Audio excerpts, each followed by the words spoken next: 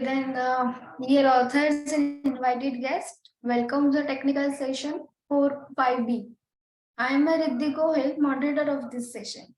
On behalf of Global Knowledge Research Foundation, it is my great pleasure to welcome you to the 7th International Conference on Smart Trend in Computing and Communication through Zoom. I hope you will enjoy the knowledgeable and interactive session through the day.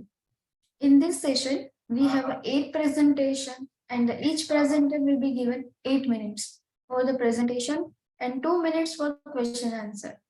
So on 7 minutes, I will raise a gentle reminder to conclude your presentation. So kindly follow the time limit. There is another request to all the participants. You all stay connected with us till the closing remark. If you have any query and update, please let me know in chat box. So just before we get started, I would like to introduce to all our chair of this session, Professor Shafi Pathan.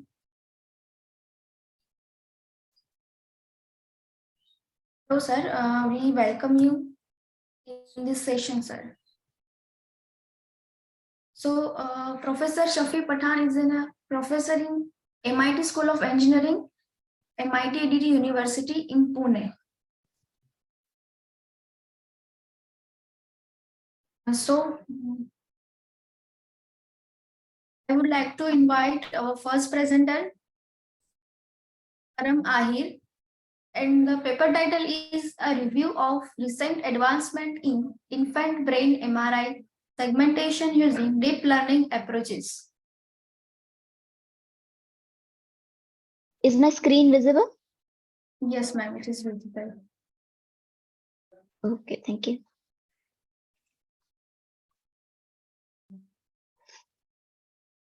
Hello everyone, my name is Param and topic of my paper is review of recent advancement in infant brain MRI segmentation using deep learning approaches.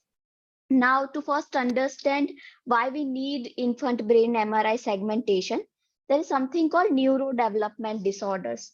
These are the disabilities that are associated with the functioning of your neurological system, and it generally affects your behavior, memory, your ability to learn. This is a non-exhaustive list of disorders that can come under that, right? But there are so many more disorders available also.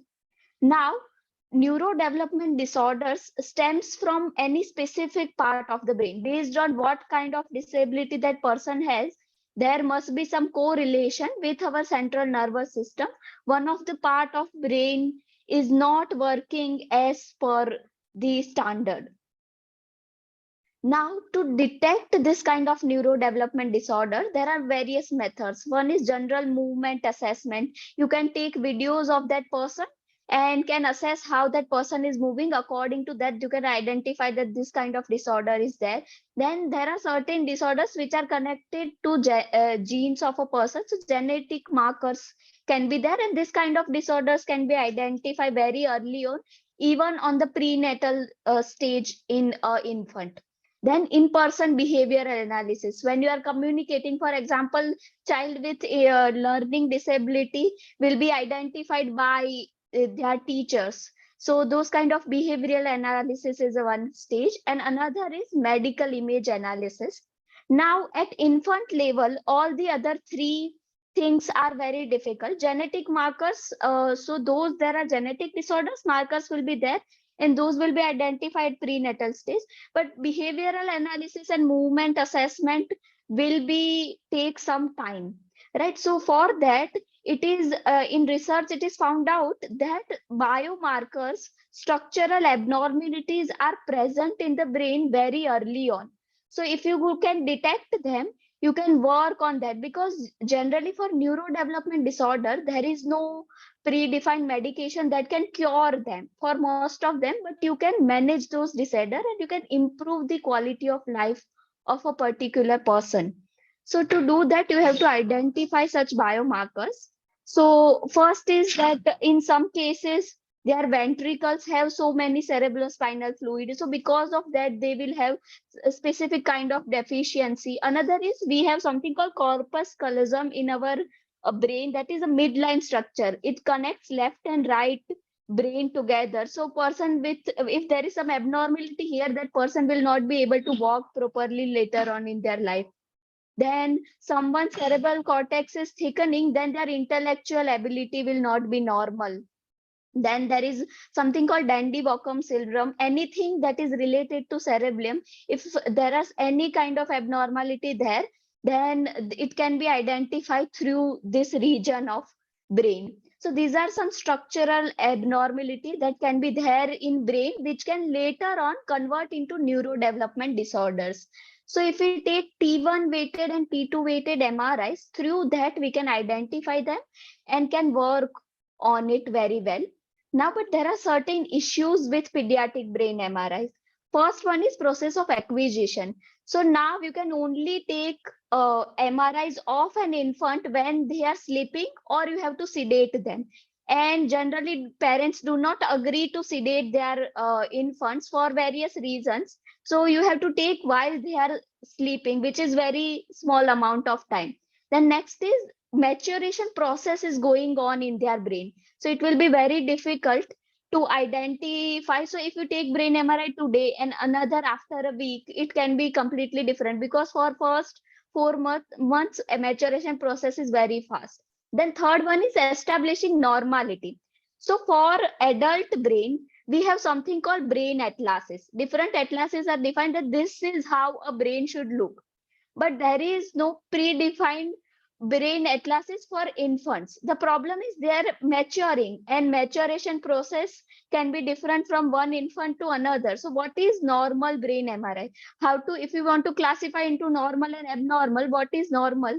To identify that, that's very difficult. Now, the first step in this classification is segmenting brain into different regions, that this is this part, this is white matter, this is gray matter, like that. Now, this brain segmentation in adult brain is a very research topic, and there are so many applications also which can do that. But now there are certain issues with infant brain MRI. First, region of interest is very small. Also, as I told you earlier, time of acquisition is also very limited. And even if you try, as much as you try, there will be some kind of like noise and motion artifacts in it. Another thing is that brain is growing, so maturation process is continuation goes. So for that, around at 6 months of age, if you see gray matter and white matter looks exactly similar, you cannot identify which part is gray matter and which part is white matter. So these are some of the parts in which we segment brain into. So first three parts are white matter, gray matter, and cerebrospinal fluid. After that, we go ahead and divide brain further into more classes: ventricle, cerebellum, deep gray matter, like that. So this is the general process. First, we pre-process the MRI. Then we segment it into different parts. Once we have each part, we derive features from it, and then we classify whether those features are normal or abnormal. So I've done detailed literature review of various papers that deals with deep learning methodology, and I have identified their like evaluation metrics, data set, advantage and limitation. But because of time duration, I'm not going through each one individually. I'm just giving an overview. So there are certain very good data sets available. These ISECs and CSECs are the open medical challenges. An advantage of using data set like this is this do not contain an individual person's bias. So ground truth is not taken by one person, and also not only a single medical professional or single medical hospital is used. It is not taken by a single medical device or MRI devices. So that's the advantage of those data set. Then there is a very well-known challenge called DHCP, Developing Human Connectome Project, and their task is to develop new MRIs of a same Sorry person for the at different interruption, age ma'am. interval. Hello? Sorry? Yeah, sorry for Yes? the interruption. We have 1 minute Yeah. left for the presentation, ma'am. Yeah. Okay. Yeah. So then I have identified what are the different methods they are using. So they are segmenting based on brain parts, then they are segmenting based on tissue parts and based on different structures of brain. And for that, they are using different methods.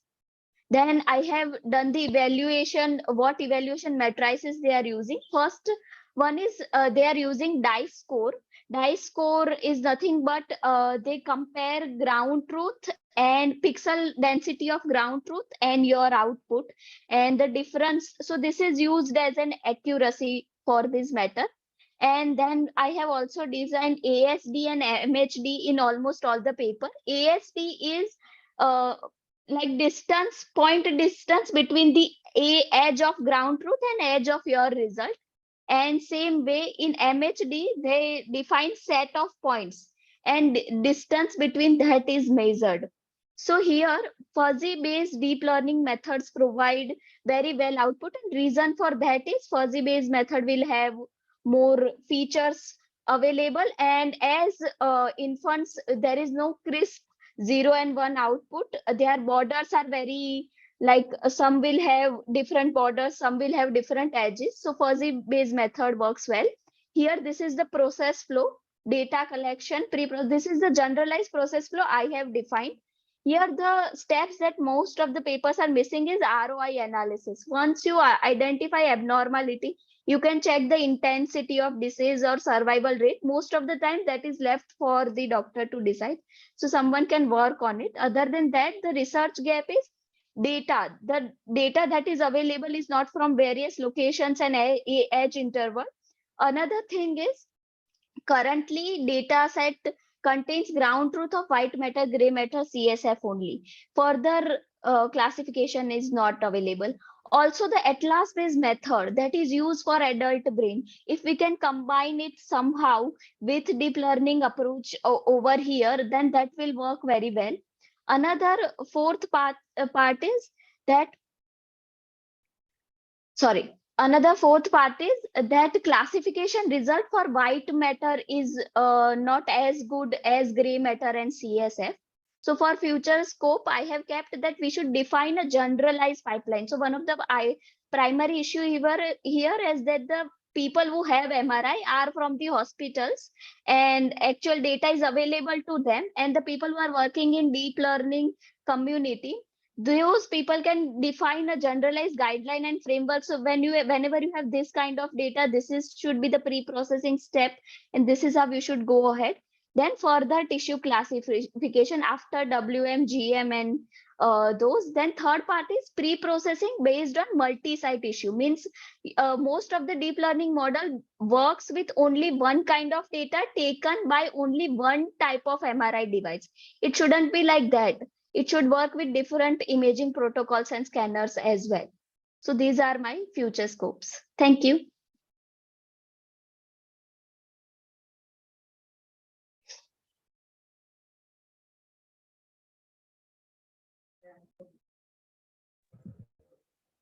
Hello. Yes. One minute.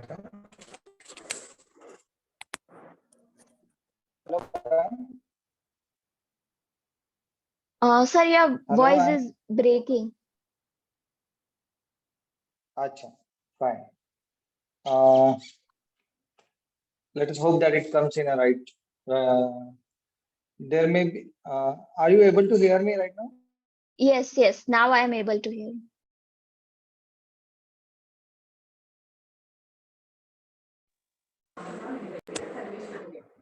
Hello, Param. Yes, yes, sir. Now I'm able to hear you. Acha.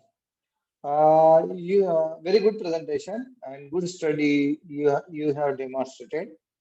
You are saying that you are working on neuro disorders, especially fine, where the development in the image is very fast thing. And second thing, Yes, you told about T1 and T1 and T2 brain images, right? Why we yes. need to have the differentiation? Why we need to have the differentiation of T1 and T2 brain image? What it indicates basically? So So in T1 and T2 brain images, T1 and T2 indicates the intensity, gray matter intensity and white matter intensity. So when we use both, so in T1 images, white matter looks white like this and gray matter will be light gray color. And in this part, if you see, the white matter is in darker shade and gray matter is in lighter shade. So we combine, usually what they do is they combine both of this result, and from that they identify which part is white matter and which part is gray matter. Acha, fine. Second thing you said about region of interest is small, fine. But as far as brain is concerned, always the region of interest is always small because we need to have that much of the accuracy. So, do you think that there is a difference between the region of interest of MRI image, which is having the grown-up, matured person, and the image which is of a child or infant image? Yes, I don't mean in terms of the size of the whole brain. What I meant was the different part, tissues of that brain. So myelination process is going on. So ventrix will be clearly visible after brain, when the brain is adult brain, then it is clearly visible. On earlier, myelination process is still going on. So those region of interest will be very smaller for us because it's not clearly visible in brain MRI. They are still growing. Acha. Fine. In one and all, it was a good presentation and good presentation, good preparation and good presentation background. So it is all from my end. Thank you. Thank you, sir. Thank you, Param. Yeah, thank you. Next presenter is GK Abani Kumar Dash, and the paper title is A Survey on IoT Empowered WSNs, including energy aware routing strategies, security challenges, and privacy preservations.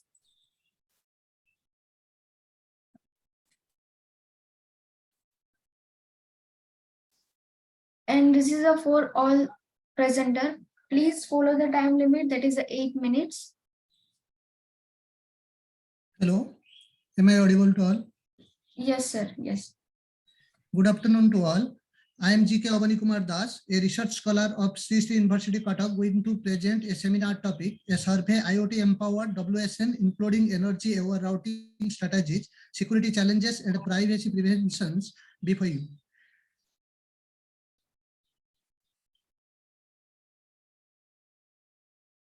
Okay, these are my outlines: introduction, objectives, deployment issues of WSN, etc. Sir, in this section of paper, the reader get know the importance of IoT in modern world.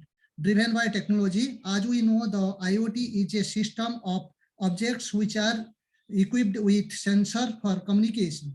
In a real time system, in the combination of IoT and WSN is now commonly used for various purposes like spanning a large region for wider range of sensing, higher reliability. Sensor nodes can connect to merge their information data to improve the quality for various applications areas like military operations, environmental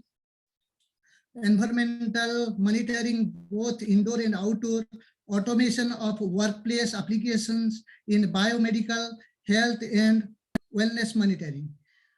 As well as we are also applying it in agricultural monitoring system. My main objective of my paper and study is improving routing strategies, security and challenges. Sir, in this table, we have presented various case studies having various advantages and disadvantages. Among them, my prime focus is on article number 22, that is energy aware centroid-based routing. It has various advantages like improved packet delivering, minimizes energy consumption, etc. My main focus, the main focus of my research or study is multi-hop routing along with secure communication. To optimize the multi-hop routing because of important technology to reduce energy consumption and prolong network lifetime in WSN. One of the major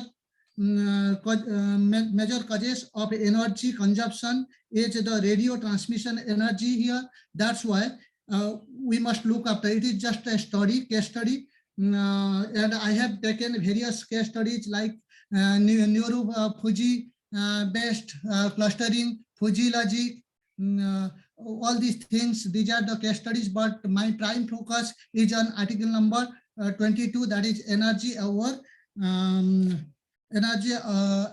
centered west routing.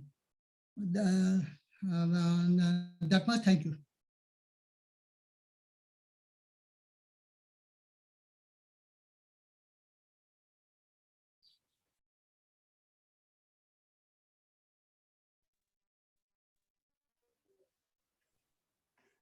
Abni, have you completed your presentation?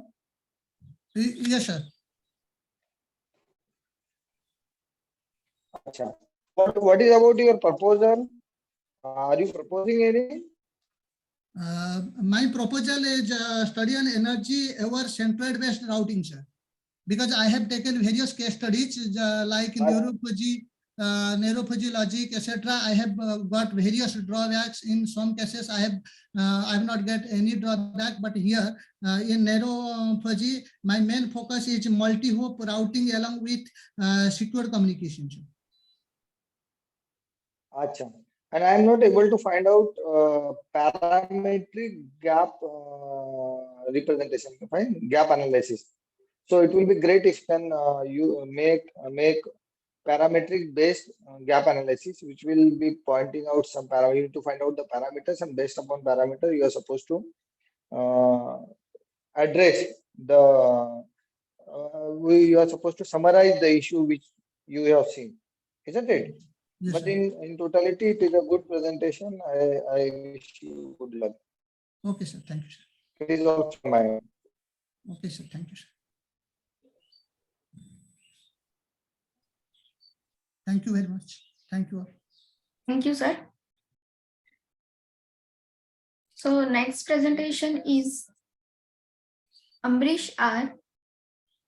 And the paper title is Deep Learning for Classification of Encrypted Images.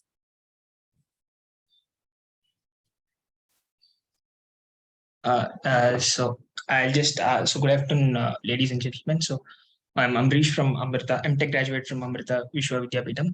So my paper is about classification of encrypted images using deep learning. So let me just begin by giving an overview about the types of image encryption. So there are two types of image encryption: naive encryption and chaos-based encryption.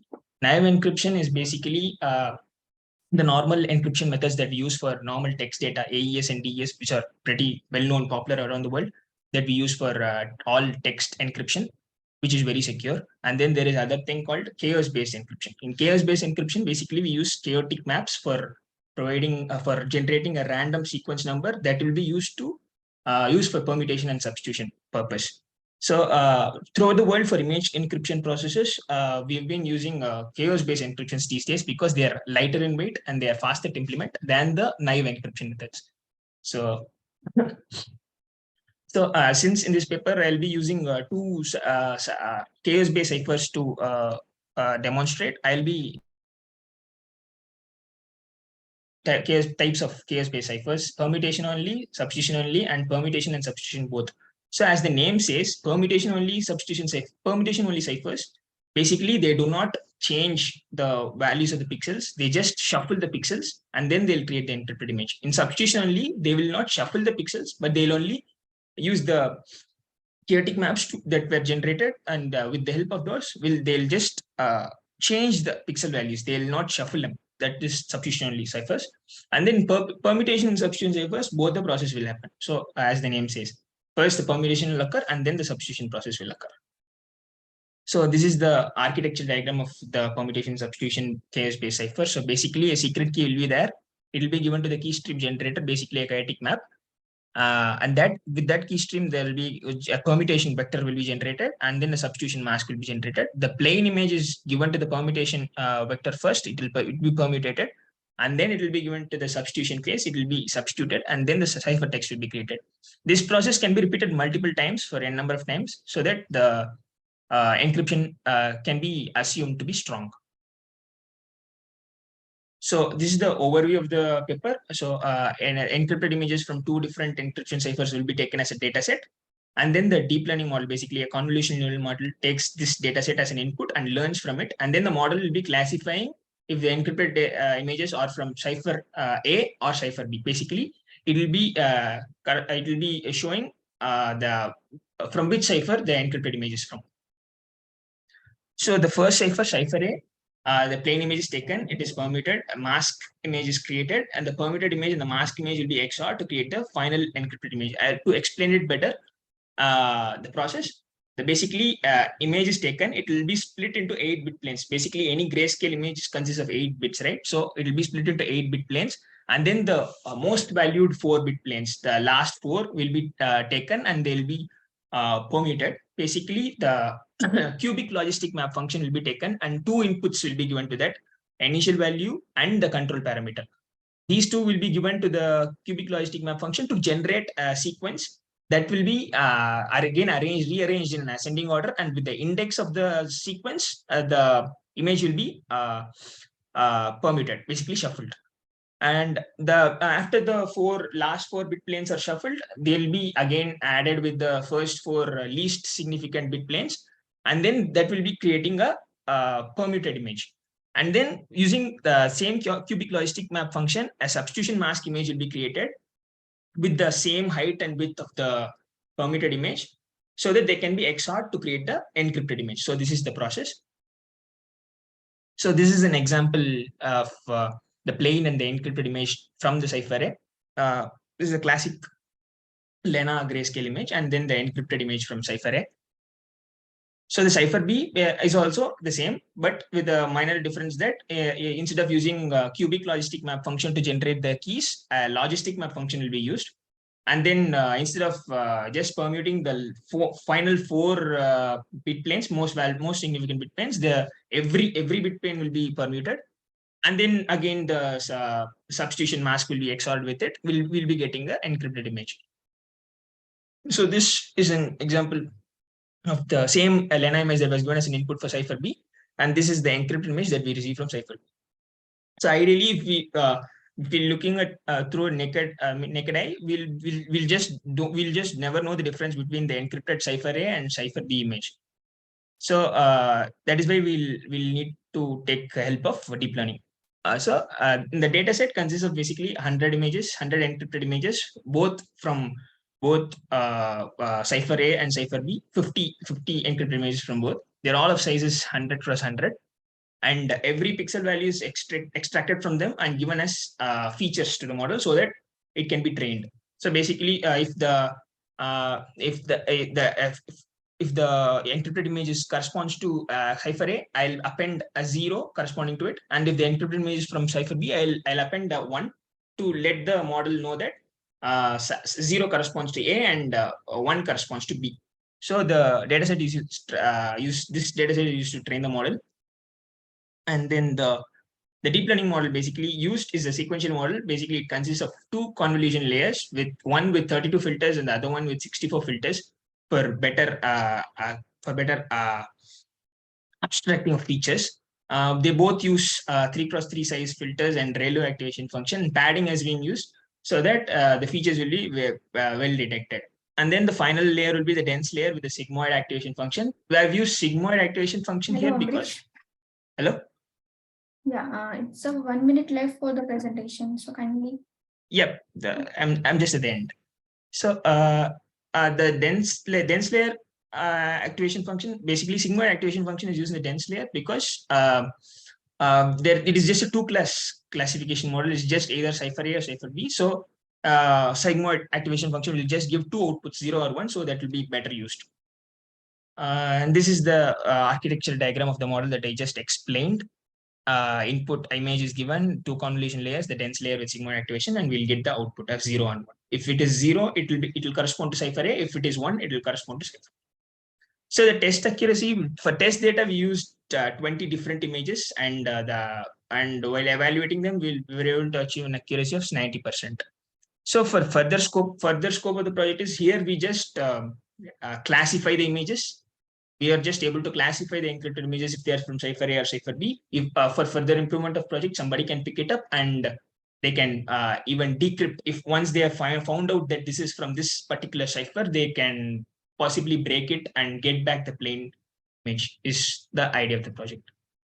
So these are the reference papers from where I'd taken ideas. Thank you.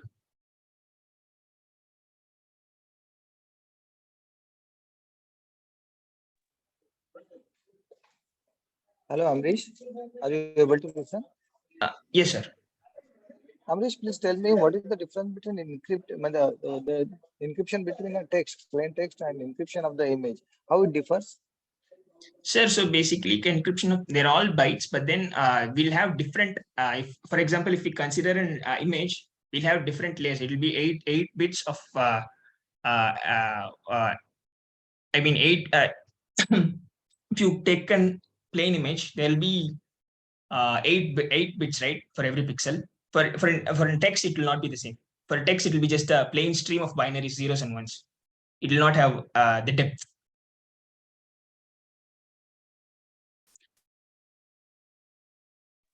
Okay, fine. And out of various different algorithm of different learning algorithm, which is best one you are saying for this? No, I've used just a basic a supervised. I've just for training, I've just used a supervised method. I've just given appended zeros and ones for the different ciphers. Acha, sir. Fine. So it is good work, Amrish. It is all from my end. Thank you, sir. Thank you, Amrish. So next presenter is Shambhavi Mishra, and her paper title is Evolution and Challenges in Seed Set Selection Techniques for Influence Maximization in Online Social Networks. Okay, so the title of my work is Evolution and Challenges in Seed Set Selection Techniques for Influence Maximization in Online Social Network. These are the table of contents. First, we'll go through modeling a graph based on a social media, modeling as a graph, so that we can understand how users and edges can be depicted as relationships. Second is the influence maximization problem definition, and so on. So let's move forward to the next slide. So for a social network on graphs, a social network is basically a collection of a set of users and the interlinks between them. It may be a friendship network or a citation network where authors and papers are related to each other, with the publishing organizing also as a part and a node type. So if we say we have two types of network, a heterogeneous network where nodes may be different types, and a homogeneous network where we have a friendship network like Facebook. Also, the edges can be directed or undirected, where the directed edges are found in Twitter, say follow relationship, where we don't have mutual relationship, as in Facebook, where edges are undirected or relationships are undirected. If A is a friend of B, we can derive that B is also a friend of A. So why do we need to understand this? Because the problem which we'll talk about is the influence maximization problem. It is basically given a graph or a social network, online social network.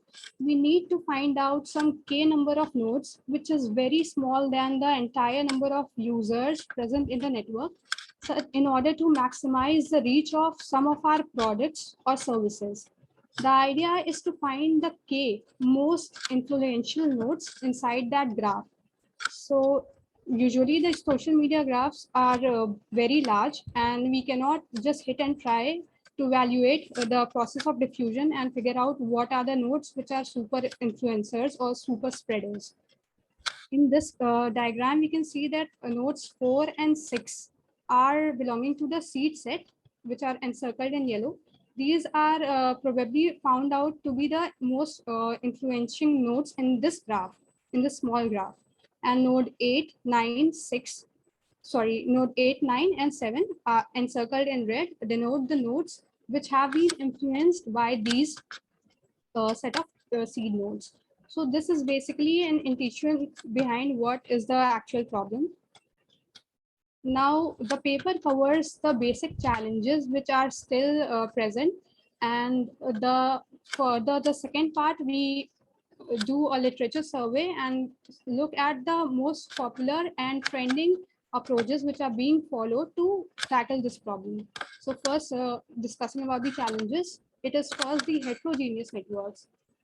Today, it is found that the users are being part of more than one network at a time. For example, Instagram and Facebook or Twitter or Coop.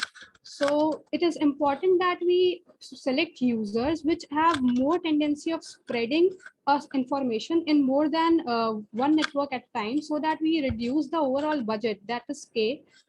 That is the number of nodes to be selected in order to maximize the product reach. Second is the dynamic network configuration. For example, if we have a friendship network, then it is not always same. We can see that connections do break and unfriend, unfollow types of things happen.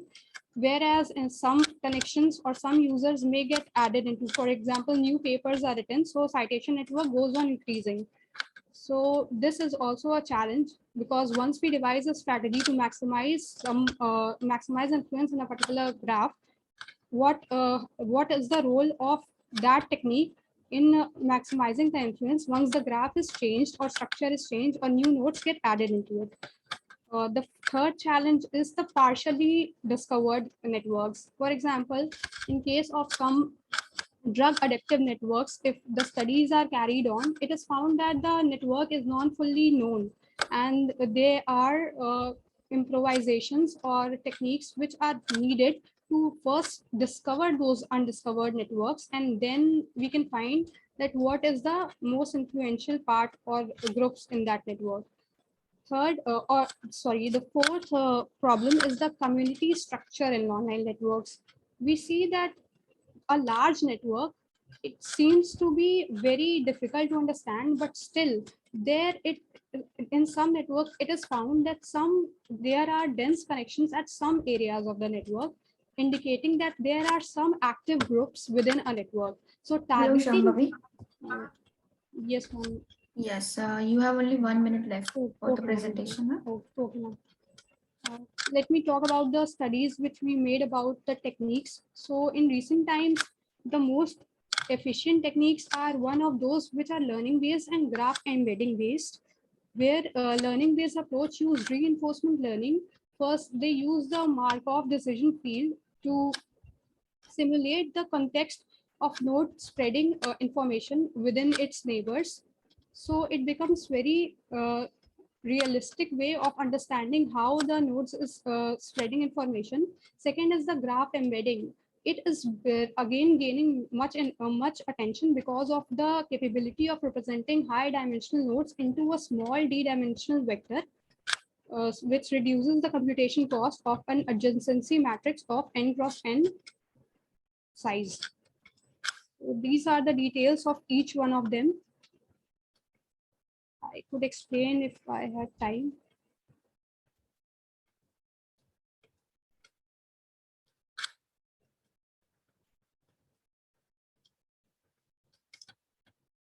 And these are the references. Thank you.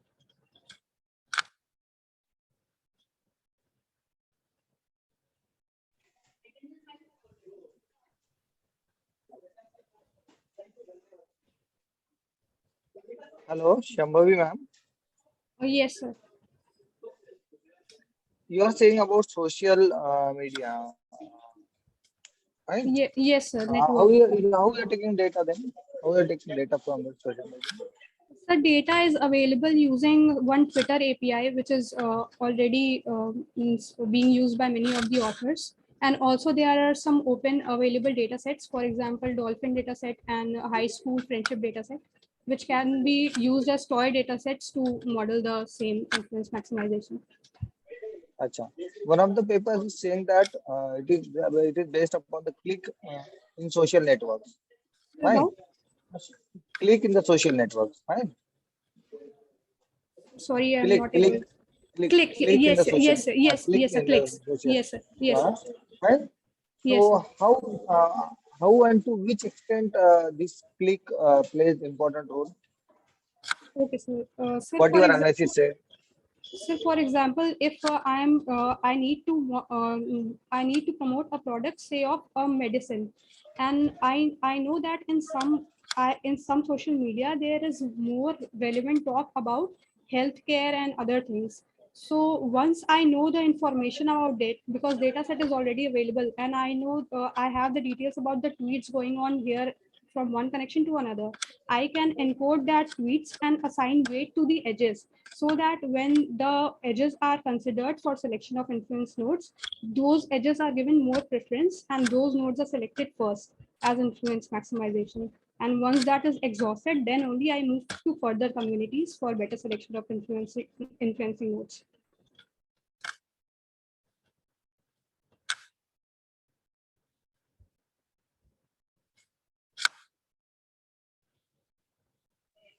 It is all from my end. Good luck, Shambhavi. Thank you, sir. Okay, thank you, Shambhavi. Okay, thank you. So we are moving our next presenter.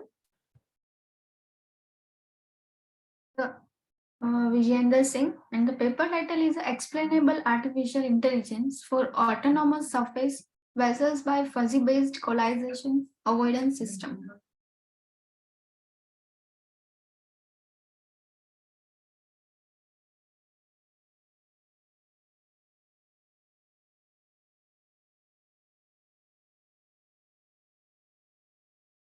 Hi all, I hope my screen is visible and I am audible to you. Yes, yes, yes.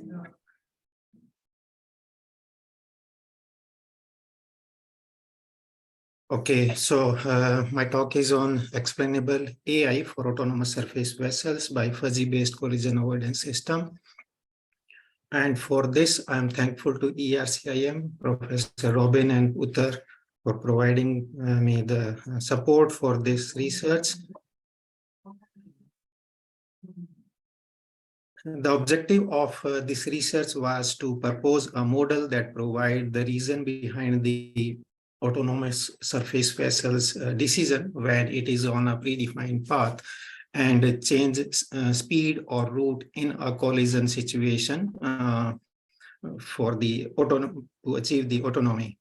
Why we done this research? Because we have found that there are several proposed algorithm available which avoid the collision using the fuzzy based approach, and as well as if we explain them earlier, then we can trust them, we can correct them, and we can optimize them for the better efficiency. Apart from these, there are several literature available which state that there will be fully autonomy available by 2025. And in last few years, there were several occurrences, accident in the sea, and which are, a few of them are due to the human error, and some of them due to the software and hardware failure. While using the traffic into the sea, there is a set of rules that are called as call reg rules given by the IMO. So every vessel need to follow them. So any collision avoidance system should follow those rules as well.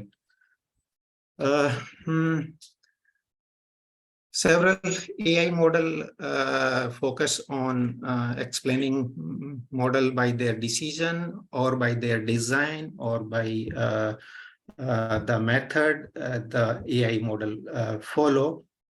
And some of them are model specific, and our approach is in this category, that is explaining the model for this particular fuzzy-based approach. Why explainable AI is useful into the autonomous surface vessels. In left-hand side, we can see that there is a scenario which is overtaking condition.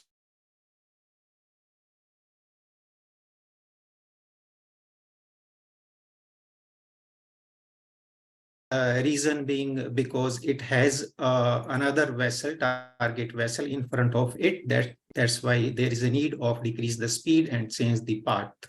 Apart from it, it is also going from the right hand side because according to Colrag rule, it is necessary to overtake by this way.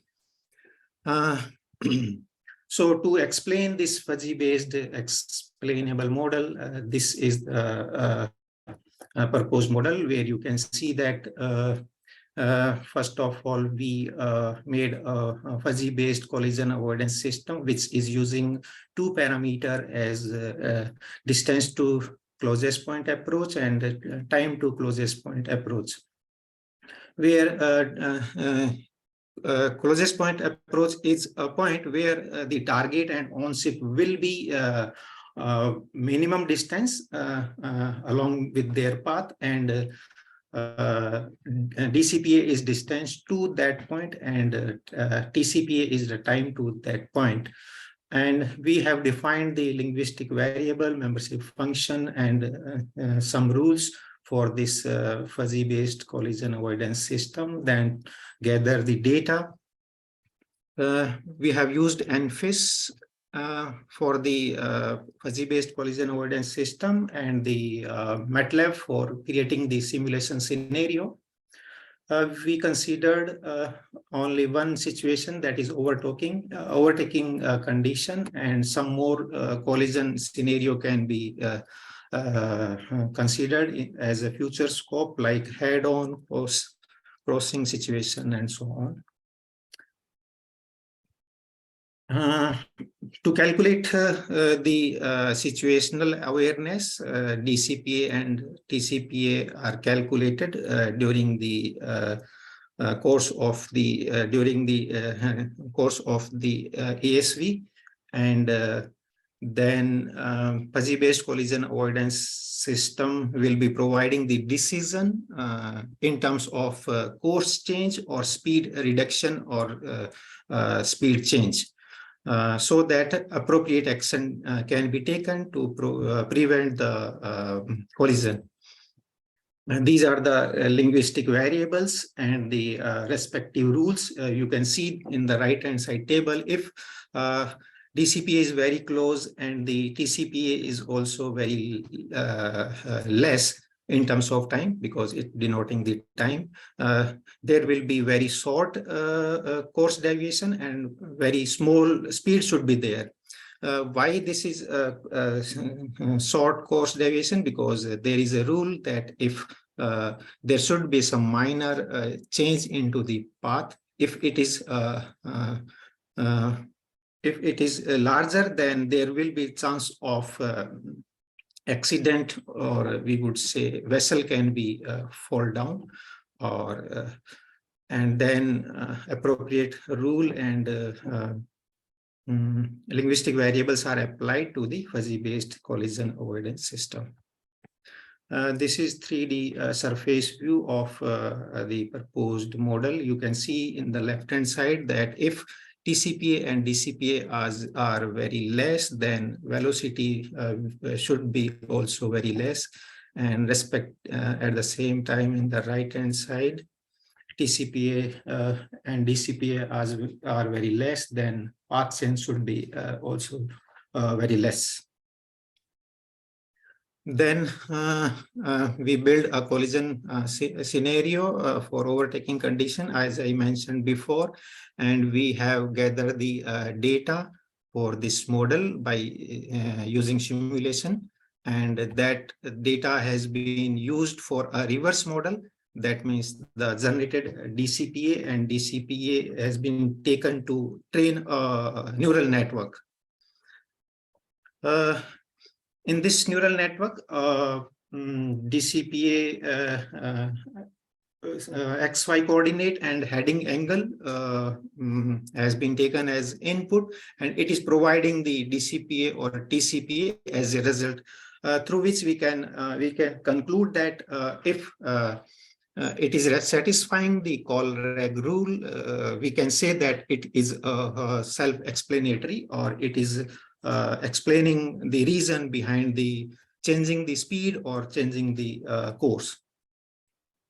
These are the results which we have found for the actual and predicted DCPA and TCPA, and those are quite satisfactory. And we would say that the purpose of this study is to look into a method for developing an explanation for autonomous surface vessel fuzzy-based decision. We have considered only a single scenario. In future, we can take some more scenario to explain the reason. So these are the future scope, and I would be thank you to listening me, and welcome for any question. Hello. Yes, Professor. Acha, Yes. you are able to listen. Now you said that you are using training and testing data, isn't it? Different Yes. data sets are. So Mm. how you are deciding that how much data is required for training and testing this much of data is sufficient? Yes. As I mentioned, we have made a simulation scenario. So we have gathered the data from that scenario. In first iteration, we have gathered data for the testing, and then we change the XY coordinate of the vessels. Then again, we gather the data for the first we have gathered the data for the training, then we have gathered the data from the testing from different simulation scenario. I'm saying I'm asking about the percentage of data. Say that there are 100 images, or there is 100 element of data set. It was 50-50. 50, but it is said Yeah. that training data should be large. Testing data, Equal. training data should be large. Yes, they were of equal size. Like we have simulated for example, 200 second. So that 200 second data will be gathered for the training, and same for the testing. Second thing, it was said about you are saying that you are working on fuzzy based decision system, isn't it? Yes. So what is the range for that fuzzy data? Range for fuzzy data. Okay, so for the DCPA and TCPA, we have decided the range. For example, DCPA, it was 150 miles to 0 miles. Minimum is 0 and maximum is 150 miles. And for TCPA, the range was 0 to 200 seconds. Acha, fine. Great work, man. Thank you. It is all from Thank you. Thank you, Professor Pathan. Yes, Vijender.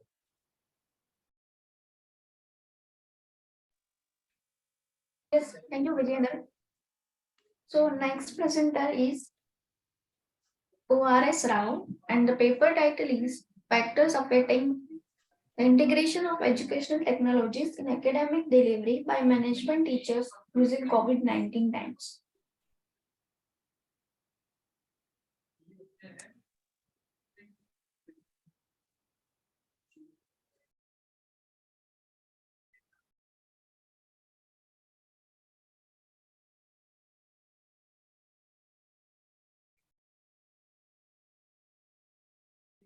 So very good afternoon to all the participants and also to the session chair.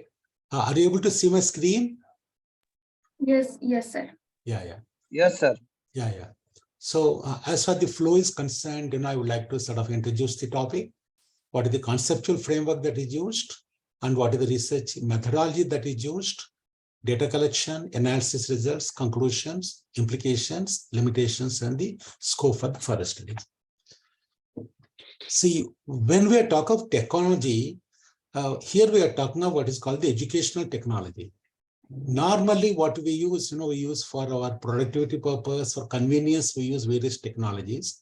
But as teachers, sort of a certain technologies that we use so that we can use it as a part of the pedagogy, as a part of the teaching, so that the teaching, learning, and evaluation process becomes more effective.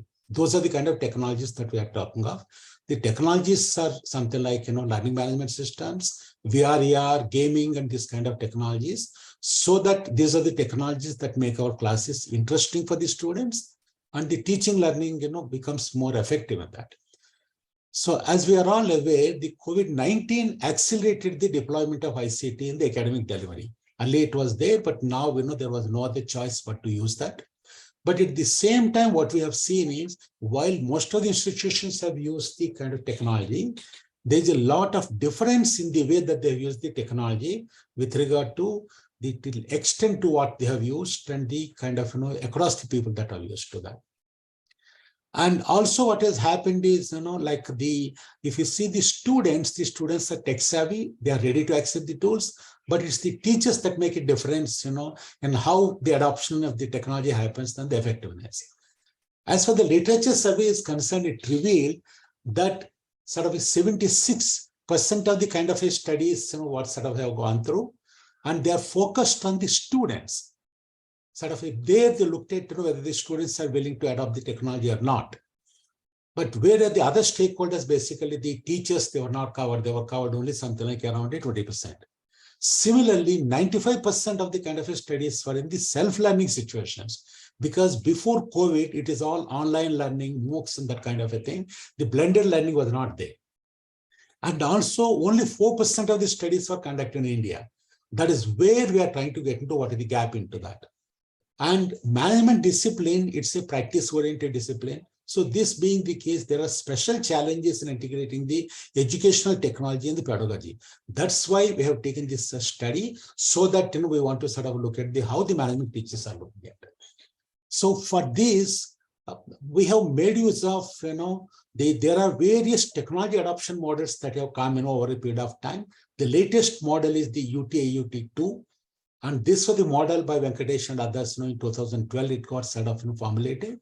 And it has got, 7 independent, variables. And, there is one, dependent variable that is use behavior. And there's a mediating variable, essentially, that is the behavioral intention. So what we have done in this study is, like, in fact, out of the 7 constructs, there is one construct called the price value. This we found it's not applicable in the educational situation, because in an educational institution, it is the institution that pays for the technology. The teacher doesn't pay for that. So that being the case, what we have done was we removed the price value and we replaced it with, there was a study in the Indian context from Sharma and Srivatsava that was done in the management schools. There, what they found was the value belief of the teachers, that has got an important bearing. So what we have done was we replaced price value with the value beliefs. And these are the 7 independent variables and the dependent variables, and the concept diagram, what we are using.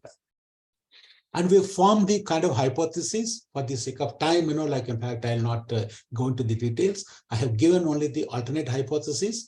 We have got something like 7 hypotheses for each of the independent constructs. And one is for the mediating variable, that is the, with regard to the BI itself. Then as far as sampling frame is concerned, here, we looked at the management teachers that are working in universities and the constituent colleges in Jharkhand. I've been working in Jharkhand, so that being the case, that's of interest to us. And as far as the management teachers are concerned, the sampling frame of the population is 870 teachers, as far as the Aisha report is concerned.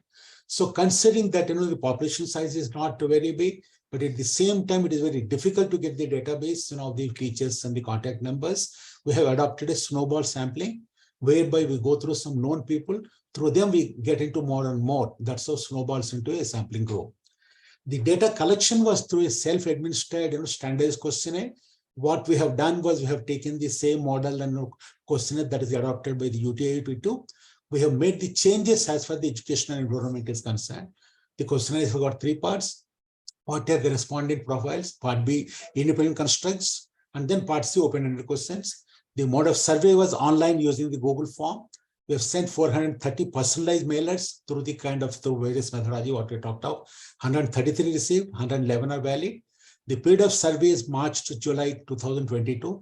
That was just the time, we were past the COVID and we were getting into some kind of a normal, but at the same time, the blended learning with this thing into that.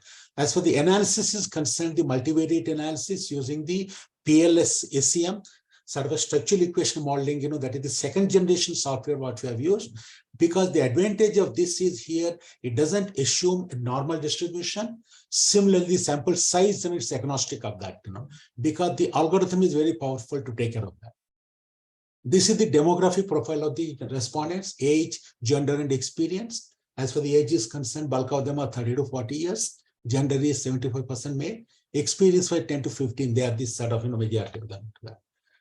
As for the structural equation modeling is concerned, it is a kind of two-phase process it takes. First, there's a measurement model where it looks at the data itself and the the data it looks at with regard to the consistency and the validity.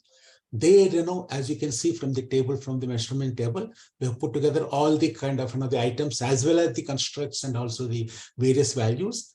It can be noticed that Cronbach alpha, composite reliability, rho A, all of them are more than 0.7. So that means the internal consistency exists among the constructs. That is as per the HAID 2019. Then AVU values are higher than 0.5, ranging from 0.55 to 0.95.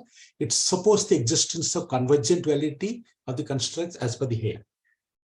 Then the second thing what we have done was we looked at the discriminant validity. For this, we made use of the heterotrait monotrait ratio.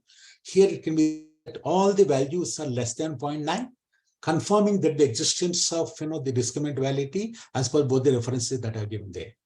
This is the measurement model, essentially looking at the the accuracy of the data what we collected. It can be seen from here, as far as the BI concerned there, it is R square is 0.746, you can say 75%. So what it shows, the model is able to explain 75% of the variation in the a BI and to this thing in path model of UB. The use behavior R square is 0.25, that is, model is able to explain 25% of the variation. In all the models, what you see is, there's a substantial difference between the intention and the behavior. Even in the marketing also between consumers, intention versus actual buying, there's a lot of difference. That's what got reflected here itself. Then in the structural model, it gets into the path coefficients and sees what are the relationships.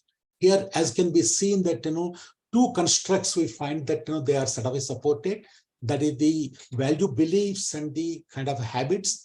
And third one is the a mediating variable that is supported. The rest of them are not supported into that, here what it shows is in that order value beliefs and then the habits that are the only ones that are determinants of the behavior into that. There is structural this thing model that it shows. Here we can see the same thing, the T value, the highest for the value belief, and for the habit it is 2.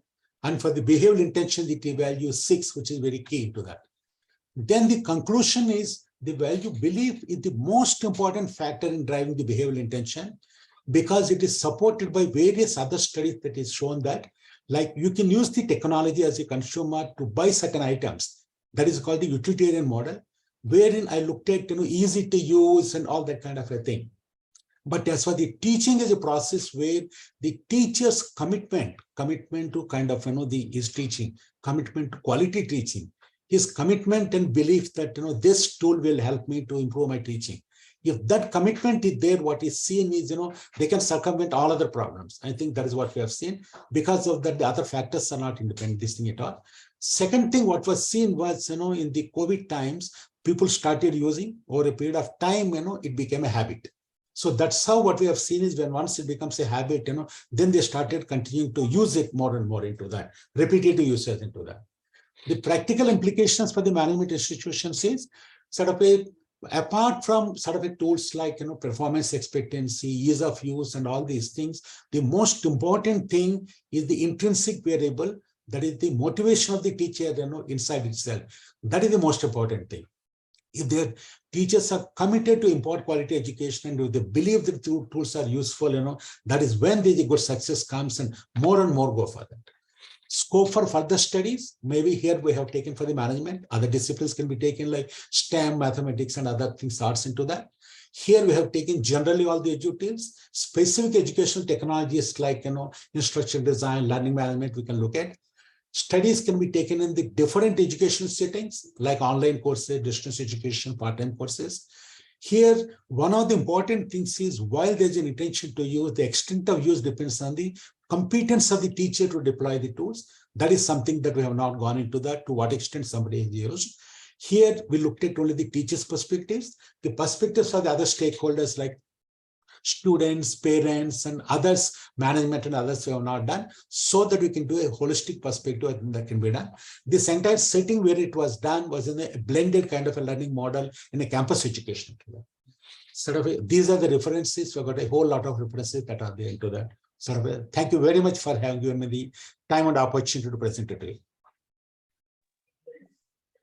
Hello, Mr. Rao. Yes, sir. Are you able to listen to me? Let us know. Now you said about algorithm use is very strong. Yeah. What is meaning of it? Which algorithm you are used? Can you tell us? See, this is PLS. It is a partial least square kind of model of other algorithm. This algorithm, the advantage is it does not assume a normal distribution. Unlike in the case of, typically what we take something like, typical, first generation of the descriptive tools. You take like ANOVA, you take EFA, all of them, they assume a normal distribution. Here it doesn't assume the normal distribution. And in fact, as a matter of fact, second thing is the sampling method also, it is agnostic of that. As you are aware, the snowball sampling is not a probabilistic sampling. So despite the text that, so in the PLS, what it does is, while it takes the data, first thing is it looks at the kind of, to a sanctity of the data it looks at. That's where it is very rigorous in looking at, whether the data is dependable, whether it is, amenable for doing the modeling. I think that is where a lot of efforts go into that. And second thing, what it does is, the algorithm creates more and more subsamples. So that something like, there is a kind of a feature, if you see in the smart PLS, you can create subsamples of 5,000, 10,000, 50,000, any number of subsamples you can create. There's a parameter using that. So because Yes, of synthetically it creates the kind of samples into that. That's what I meant. Yes, Rao. No, that's fine. That is good. Second thing, you have said that the data set is comparatively small. Fine. You are not able to acquire the data as max as possible. Fine. So in this scenario, what is the credibility of the results? No, that is where, in fact, in the measurement model, various tests that are done, there's sort of a consistency that is there. And then we are talking about the various steps of validity tests that are there. There, in fact, in this model, unless and otherwise you pass through all the tests of the measurement model, you can't go to the next stage at all into that. So that is where this is done. As I mentioned, because the samples and subsamples that are there inbuilt into that, this is incorporated in that. Even though the physical observable data, what we collected is only 113, but then, it has created so many subsamples out of that. That is the power of this algorithm. In fact, because of this, what has happened is in the last 5 years, something like the number of papers that are using the PLS, they have gone by 7 times, they have multiplied. Because the model is so strong that, it has got a high level of predictability. Because the previous models, they just look at, whether some relationship is there or not. But in fact, this model, these 2 variables, what we talked of, on the basis of that, they give a good power of predictability into that. I think sort of that way, like, in fact, a lot of, work I have done going through the various studies that are done in this segment, particularly education. After that only we came to this. Is it all right, Professor Pathanji? Okay, fine. I understood. Good work, Mr. Rao. And it is all from my end. Thank you so much, sir. Thank you so much, sir, for the presentation. So next presenter is Kiyomi, and the paper title is Technological and Human Approaches in Complete Restoration of the Dental Teeth Those with Biocompatible Materials.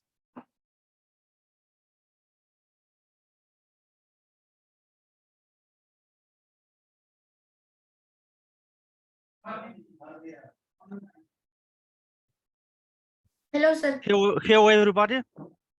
Hello. Yes, sir. Hi, Can you sir. hear me? Okay, thank you. Yes. So, greetings from Europe, Bulgaria. First of all, nice to meet you all here. And before I starting, I will share some links in the chat room to can check the supporting organization which help to create this article. It's an international article between my country, Bulgaria, and Poland, and many other countries, and supporting international organizations. So you can check it. And parallel with this time, I'm starting with my presentation.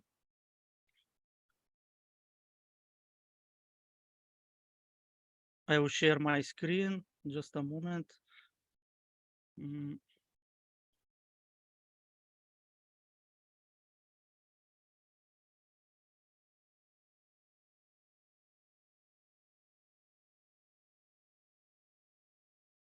Is it okay?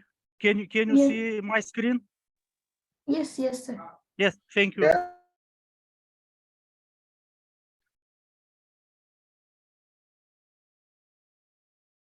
Just a moment.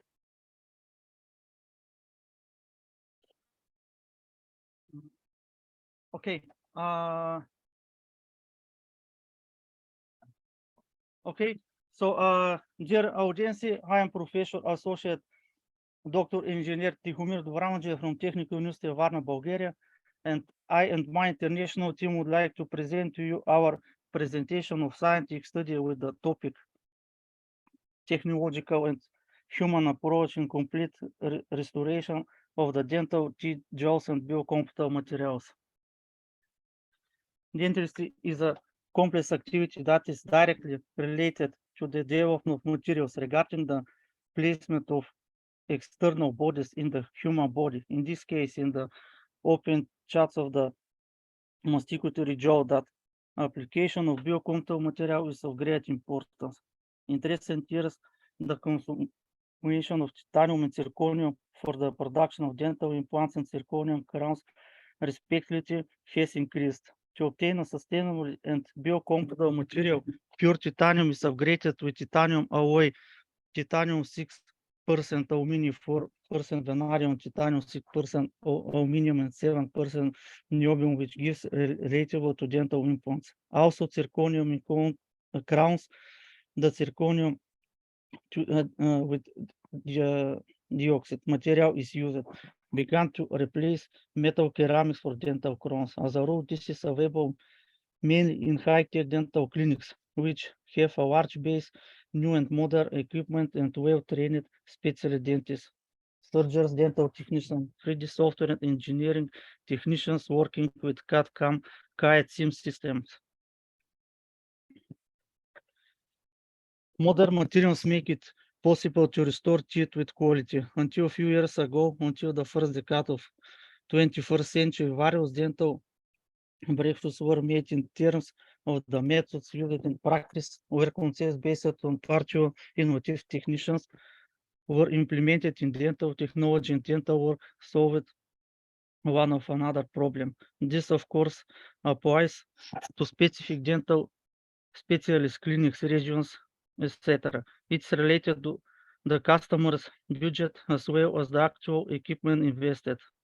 In this content, the advantage of the repair of a loose tooth or teeth should be not, as well as their complete construction based on implants and crowns with quality biocompatible materials with titanium alloys, zirconium, and other relevant basic elements of dental treatment for the fabrication of individual crowns and dental process are shown in table 1.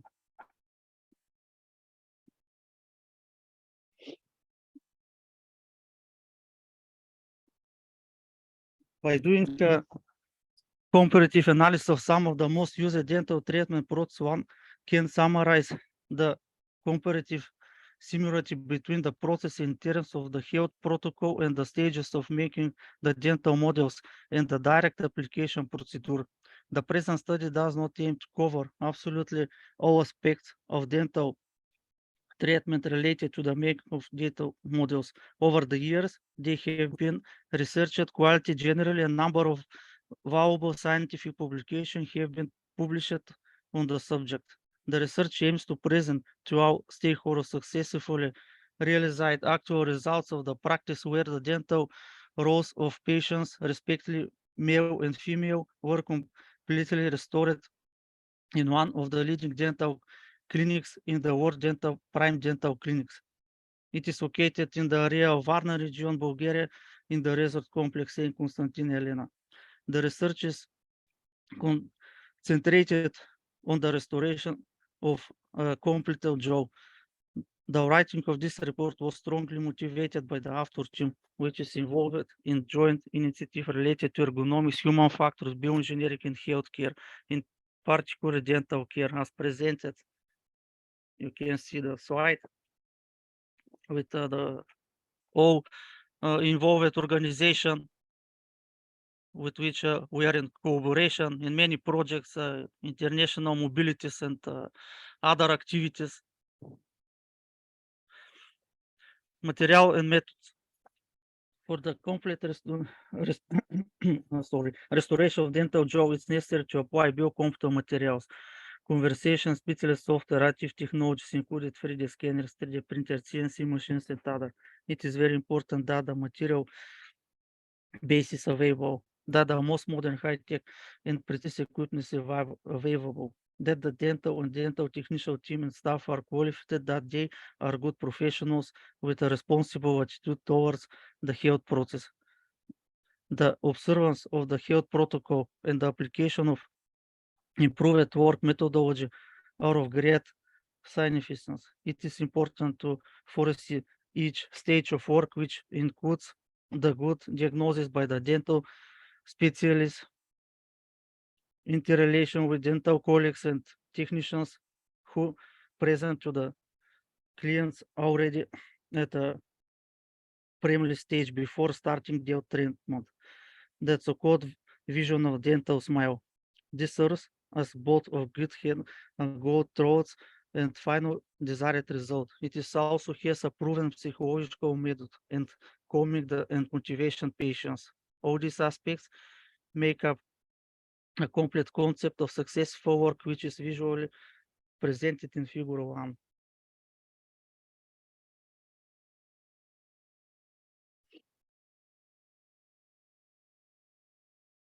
It is very important to present to patients a vision of positive dental treatment. This basically raises and motivates the patient to take the necessary dental actions prescribed of the treating dentist. Also, the confidence and the final result will be good without getting completion of impossibility of the performance gives additional motivation to the attending physician.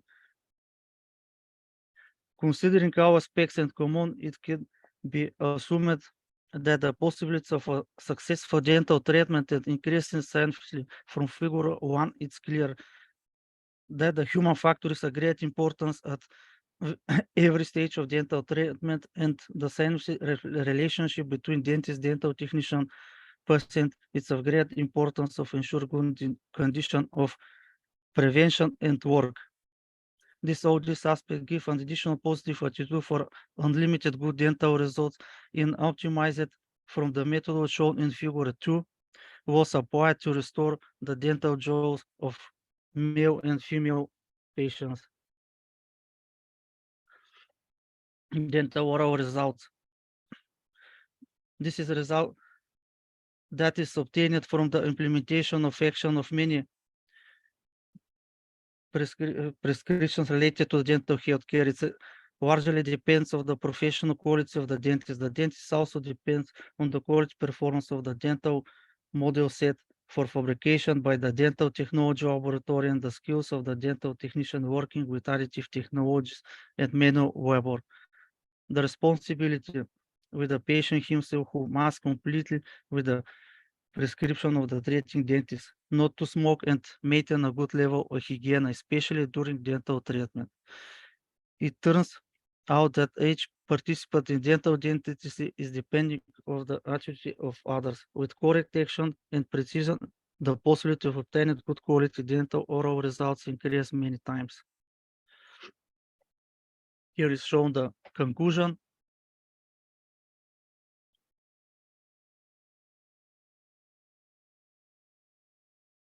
And acknowledgements. So please, I would like to say some words here. So first you can see Erasmus project. This is international project between 4 partners, 6 countries in Europe, with lots of supporting other organization, and the project is focused to development of new design of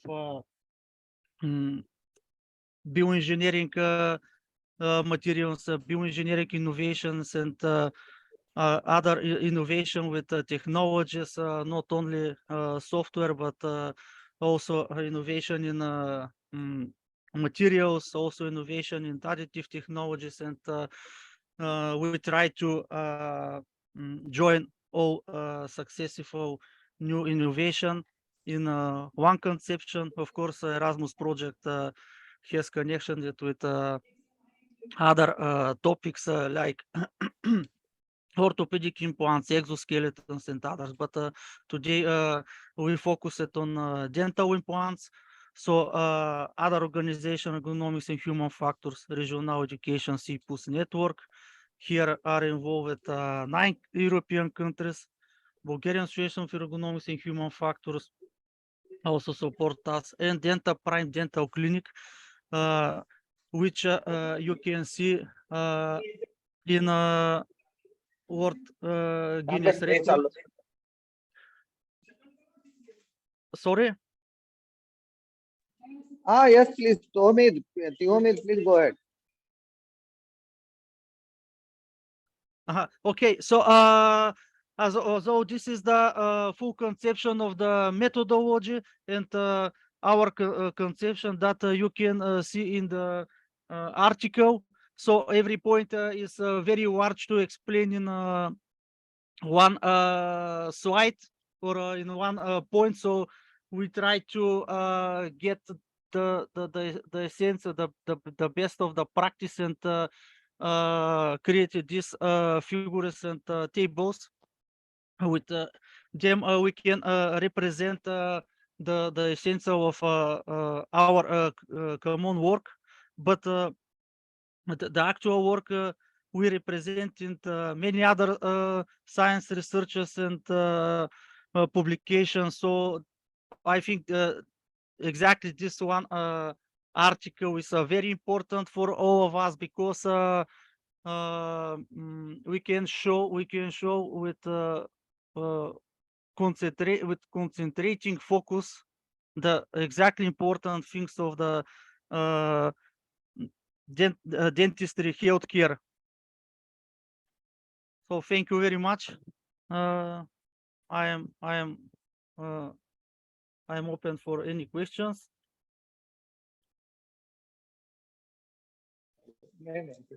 Hello, Tihomir. Hello. Yeah, you are taking the data of dental health job, isn't it? Hello.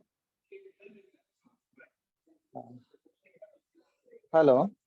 Yes, I can hear you, but probably can you make louder the voice or something to can hear better, or to leave the question in the chat? Is it possible? Hello. Hello. Tihomir. Are you able to hear me? Yes. Yeah. You are taken the dental jaw images, isn't it? Health jaw images. Hello. Sorry, can you leave the question in the chat? I will reply because I Yes. can't hear clearly. Sorry. Yes. Yes. Yeah, thank you.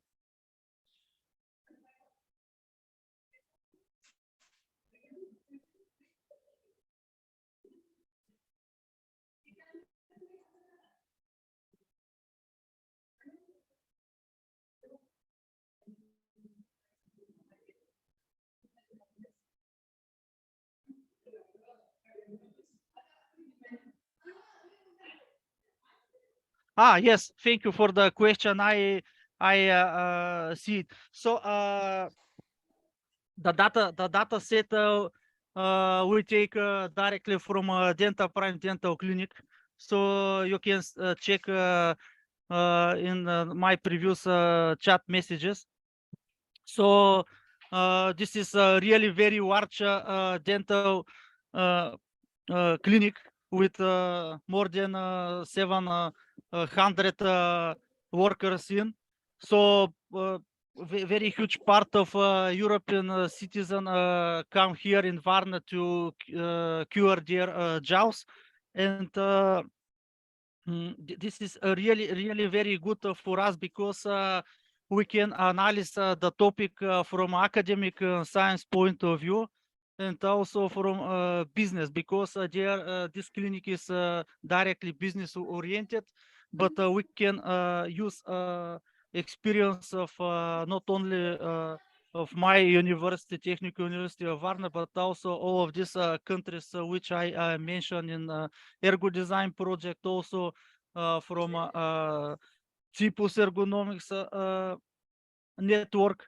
So they are involved lots of highly experienced and honorary reputed professors and researchers. So probably if you check the article, you can see that not only my university from Bulgaria exists here, there is and other colleagues. I will focus to Poznan.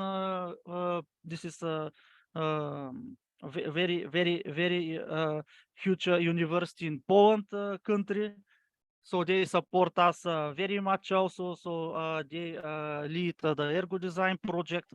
So in future you can follow these activities. Tommy, it's okay. It is good job, good work by you, and it is all from my end. Sorry, can you left your question in chat because can't hear us. There is some noise. Okay.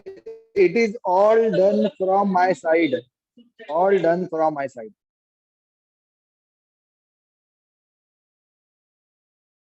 Okay, sir. Okay, sir.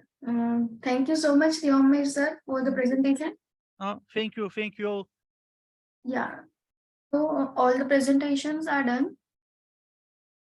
So I sincerely thank our all authors for the great presentation in this session and all our participants for being a part of this international conference.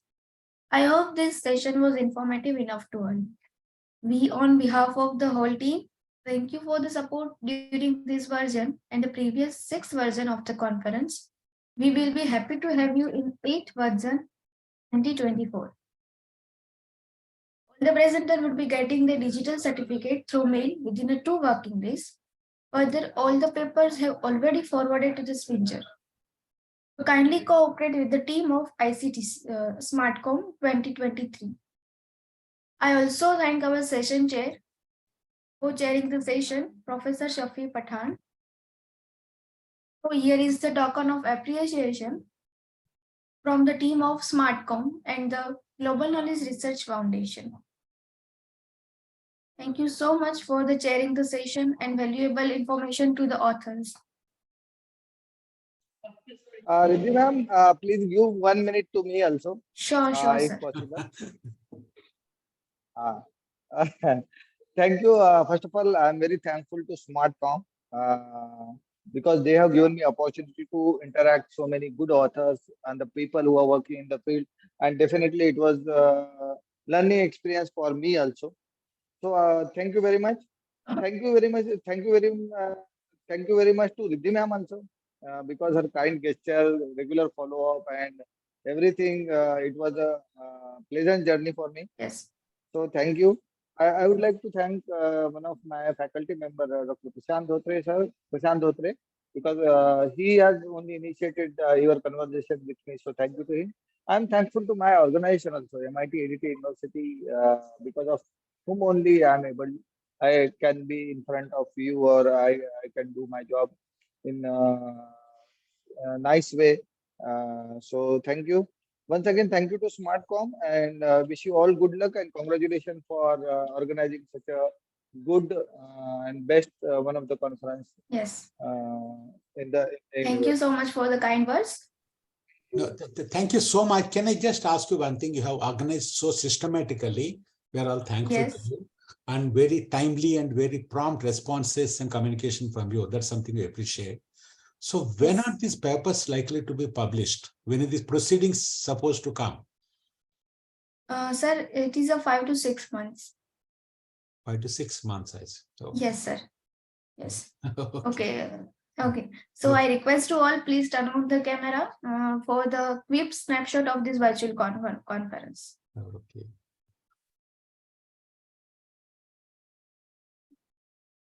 Okay. Professor Shafi Pathan, sir, please, if you possible, then. Okay. Yes, sir. So, yes, ma'am. Yes, sir. no, thank you so much, Professor Pathan, for your critique and valuable comments, and all of us appreciate that. Yeah. Thank you. Thank you so much. Thank And all you, the ma'am. best for the future work. Namaskar. Yes, from me also.